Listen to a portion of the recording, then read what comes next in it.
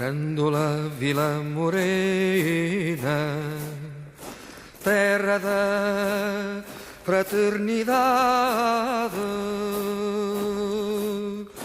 o povo é quem mais ordena, dentro de ti a cidade, dentro de ti a cidade, o povo é quem mais ordena, terra da fraternidade, Grândola Vila Morena.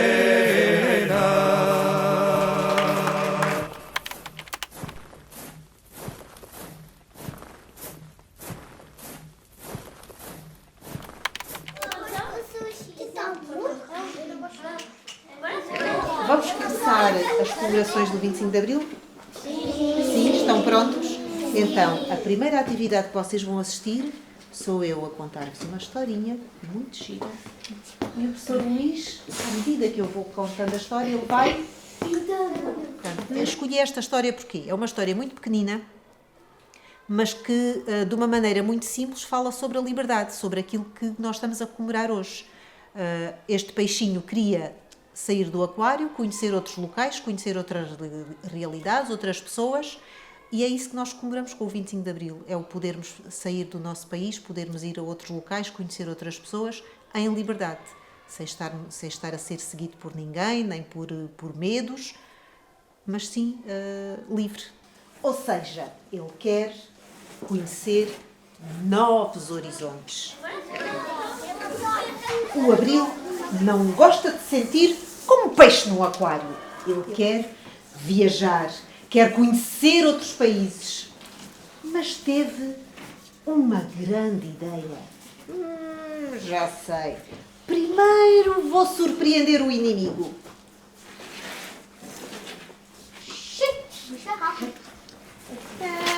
Depois, tchana, vou apanhá-lo.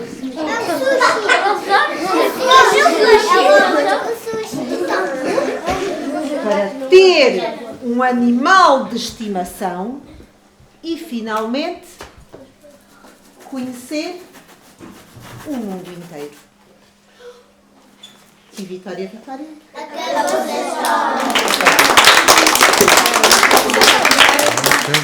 Cada amigo, em cada rosto igualdade, Grândola Vila Morena, terra da fraternidade, terra da fraternidade, Grândola Vila Morena, em cada rosto igualdade, o povo é quem mais ordena. Bom, esta se vê ou não? Está em Lisboa. É no 25 de Abril. Mas não é do 74, não é de 50 anos, é mais recente.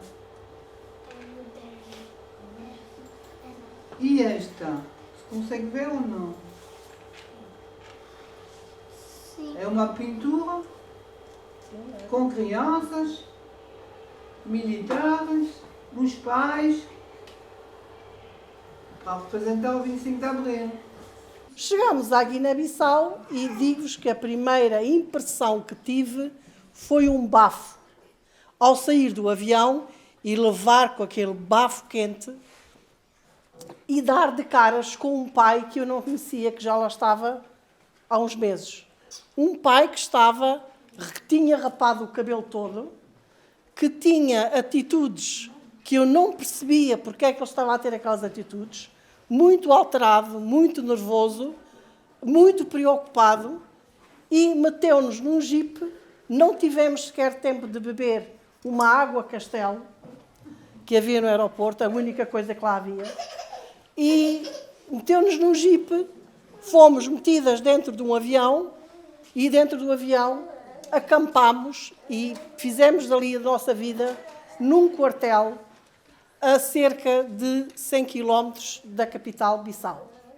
Foram anos muito complicados em que eu não fui à escola, não tinha crianças da minha idade para brincar, ou para falar, ou para conversar, e vivi, e sobrevivi. Havia muitos portugueses que estavam a viver fora do país porque estavam exilados, porque em Portugal havia uma ditadura que nos impedia de viver cá por razões políticas. Uma das razões políticas era a recusa da guerra colonial. Nós estávamos de acordo com os movimentos de libertação africanos que se opunham à ditadura em Portugal. E foi graças a esses movimentos de libertação africanos que se deu a Revolução em Portugal, porque os militares portugueses revoltaram-se contra o facto de estarem a fazer uma guerra injusta. Os meus pais perderam um filho e, ao perderem esse filho, eles assumiram aquela missão de todos os soldados que morriam e que morreram naquele batalhão, eram eles os dois que o lavavam e que o vestiam com a sua farda e que lhe davam alguma dignidade. Tínhamos amigos e amigas que estiveram presos e até torturados pela polícia política durante vários períodos, não é? Antes de 74. E durante esse período, a professora não pôde fazer uma coisa que os meninos todos fazem agora. Estudar. Ir. À escola. Só a sua irmã. Porquê? Porque não estava dentro do quartel, só a escola da sua irmã que estava. Pois, e só ela é que podia ir à escola. Eu não podia ir. Porque a sua irmã era do primeiro ciclo. Era do primeiro ciclo. Eu, como ia para uma escola para o 5º ano, não podia sair do quartel porque havia guerra. Ao saber-se do 25 de Abril, a primeira ideia que nos vem à cabeça é: terminou a guerra. Terminou a guerra porque isto era uma guerra injusta. Era uma guerra que não levava a lado nenhum. Nós estávamos a invadir países e estávamos a matar povos que ali viviam e ali tinham o seu país e tinham o seu pedaço de terra e tinham a sua casa. Portanto, espero bem que isto tenha servido para vocês perceberem bem a crueldade que era esta guerra do ultramar. À sombra de uma azinheira que já não sabia a idade, jurei ter por companheira Grândola a tua vontade, Grândola a tua vontade. Jurei ter por companheira à sombra de uma azinheira que já não sabia a idade.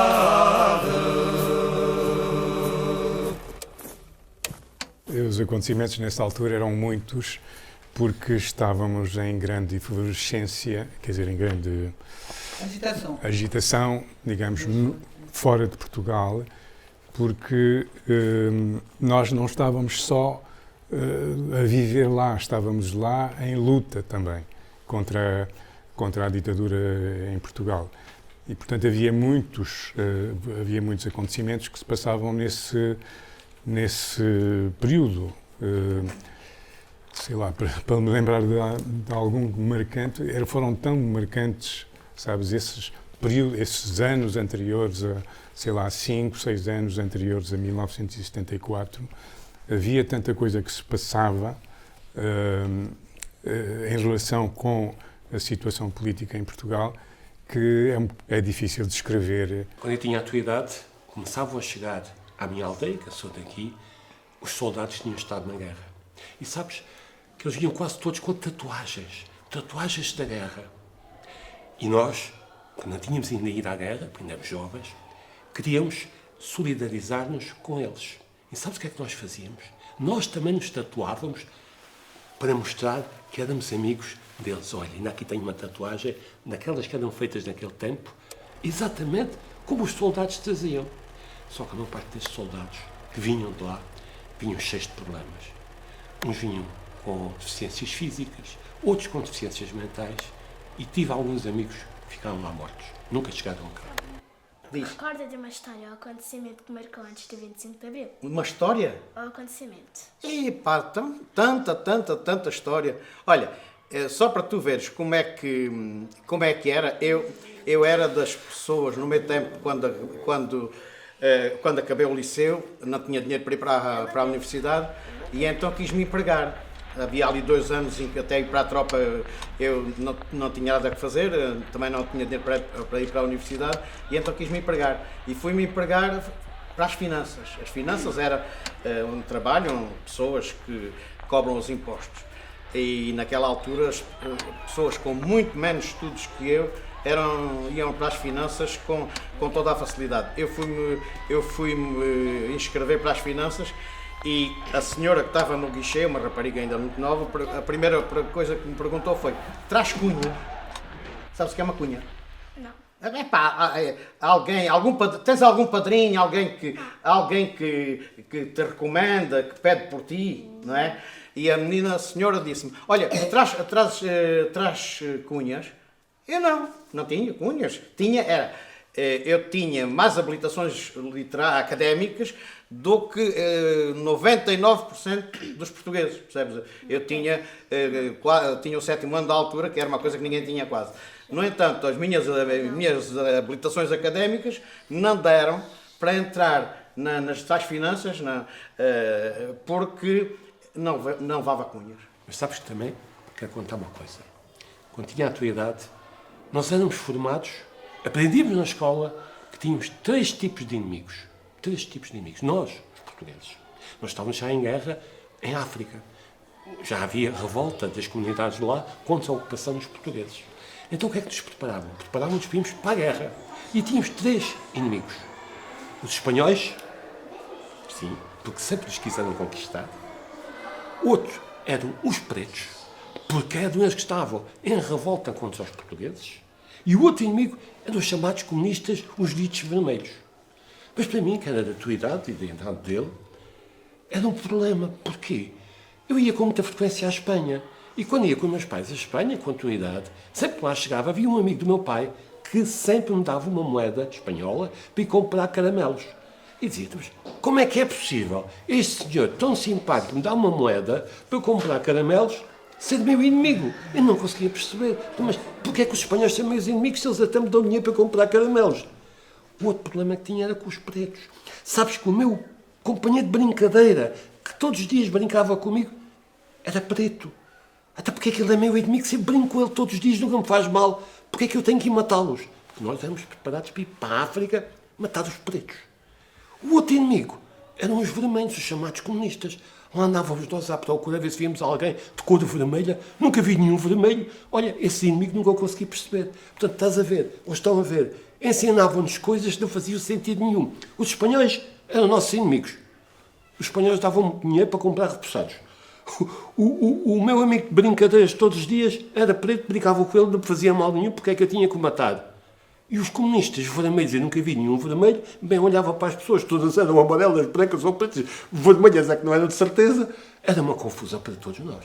Acredita, Ágata, acredita que eu chegava a suar de noite, a pensar que tinha que ir matar pretos, e no meio daqueles pretos todos havia o que eu não queria matar, que era o meu amigo. E acordava em sobressalto, já, mesmo sem ter ido à guerra, nós já sentíamos a guerra aqui. Isto passava-se antes do 25 de Abril. Com o 25 de Abril, acabou isto tudo. Acabou isto tudo e começámos a andar com um grave na mão.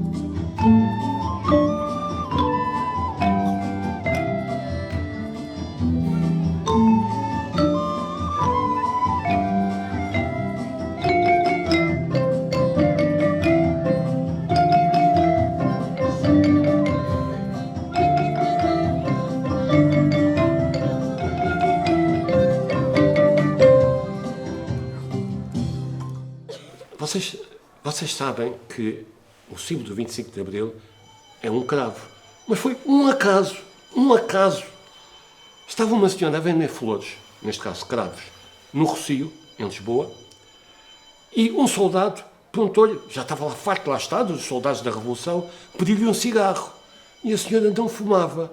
E disse, olha, cigarros não tenho, mas posso lhe dar um cravo, já que cigarros não tenho. E a partir daí ele resolveu meter o cravo no cano da arma, todos os outros também começaram a pôr, olha, e passou a ser o símbolo do 25 de Abril, por acaso, só porque a senhora não fumava e não tinha cigarros, passou a ser coisas do acaso. Estás a ver? É gira esta história, não é? Um cravo até é mais saudável. Pois é. Pois é. Pelo menos não faz fumo. E hoje organizámos aqui este evento, que diga-se que foi excelente na medida em que deu a conhecer às crianças toda a história por trás do 25 de Abril e o facto de nos ter permitido ter a liberdade que temos hoje. Portanto, vivenciaram-se ali e contaram-se inúmeras histórias de pessoas que passaram pelo 25 de Abril. É a nossa história, é a história dos pais, é a história dos avós. E o facto deles quererem saber um pouco mais é interessante e através do documentário podem efetivamente fazer um trabalho de pesquisa e verificar tudo o que foi o 25 de Abril. Acho que é mesmo uma data muito comemorativa, que nós devemos comemorar por sermos livres. E acho que os 50 anos do 25 de Abril fazem sentido comemorar. Porque dá aquele a entender que não é, porque nós temos também a imaginar como se fôssemos nós, com o que é que fazíamos se estivéssemos no lugar dela.